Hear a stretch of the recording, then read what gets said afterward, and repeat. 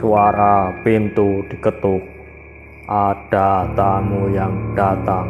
Beberapa petugas dari pemerintahan pusat dengan baju rapi berkunjung di sore hari. Assalamualaikum. Apakah betul ini rumah Ibu Tari? Ya, saya sendiri. Ada apa ya, Pak? Apakah ada sesuatu yang bisa saya bantu? Mereka lalu menjelaskan tujuan mereka. Bahkan mereka diutus dari salah satu perusahaan BUMN besar untuk membeli lahan-lahan yang di sana. Menurut penelitian, terdapat kandungan tambang minyak dalam jumlah besar di lahan itu, sehingga pemerintah pusat mengajukan proyek pertambangan bernilai sangat tinggi. Dan Tari sebagai pemilik lahan tersebut akan mendapatkan ganti rugi dalam jumlah besar. Setiap meter persegi dari tanah yang dimilikinya bernilai puluhan juta, sehingga dari total ratusan hektar tanah yang dikuasainya, Tari berhak mendapatkan ganti senilai belasan triliun rupiah. Sebuah tawaran yang sangat menggiurkan. Tentu saja Tari menerimanya. Selain faktor lebih mudah menyimpan aset berupa uang tunai dalam bentuk tabungan bank, juga dikarenakan niat Tari untuk pindah ke kota. Semua properti dan aset miliknya telah dijual dan dijadikan modal nanti di kota besar. Tari sudah sepakat membeli rumah kecil di sana dan bersiap mencari pekerjaan di kota nanti. Kalau terpaksa, dia bisa menggunakan uang peninggalan Pak Leo untuk menyambung hidup. Dan sejujurnya, Tari ingin menjadikan ini sebagai pilihan terakhir. Menggunakan uang peninggalan Pak Leo juga seolah memberi kiasan pada Tari bahwa dia memakan daging bayinya, dilanjutkan meminum darahnya. Itu sangat menjijikan.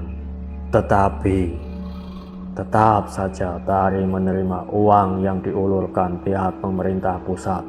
Transaksi itu pun berjalan dengan lancar. Setelah utusan pemerintah pusat itu kembali, Tari berpikir untuk beristirahat sejenak di malam harinya. Tetapi sekali lagi datang seorang tamu yang berkunjung. Kali ini kakek-kakek tua yang berpenampilan seperti paranormal. Dan reaksi Tari cenderung kecut. Apalagi ini? Apakah Pak Leo dulu benar-benar berpikir untuk menguntungkan hidupnya dari para dukun ini? Atau jangan bilang ada pesugihan lain yang dijalani Pak Leo?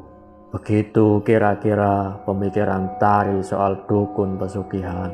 Tari benar-benar trauma dengan kehilangannya putranya yang masih bayi dikarenakan ulah suaminya. Jadi dia menganggap pesugihan adalah suatu yang tidak berguna, sampah yang harus dibuang.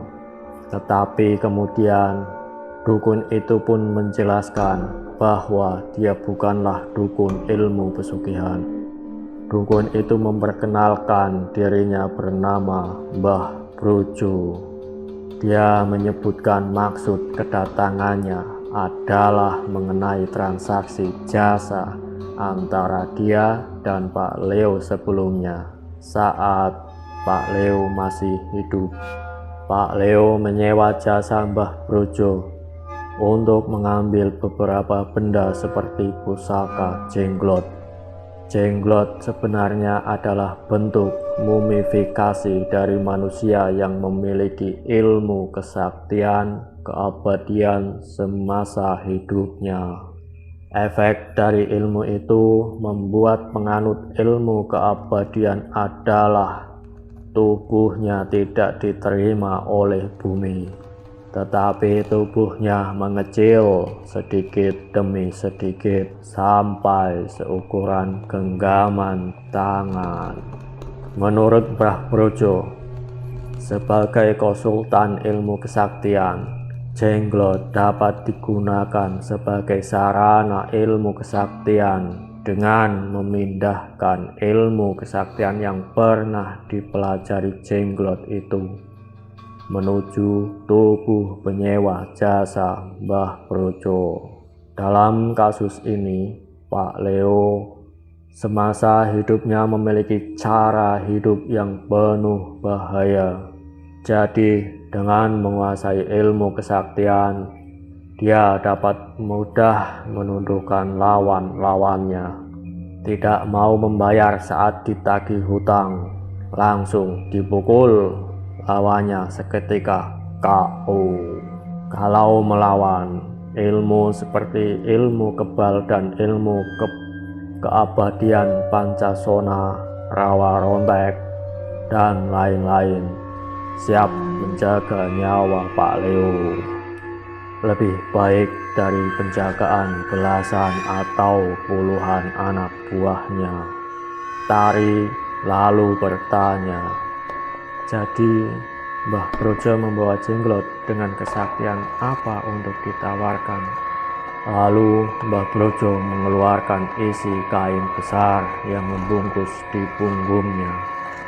Setelah dibuka semua, bahkan Tari sampai terkejut. Ada 40 peti kecil yang masing-masing berisi jenglot aneka bentuk.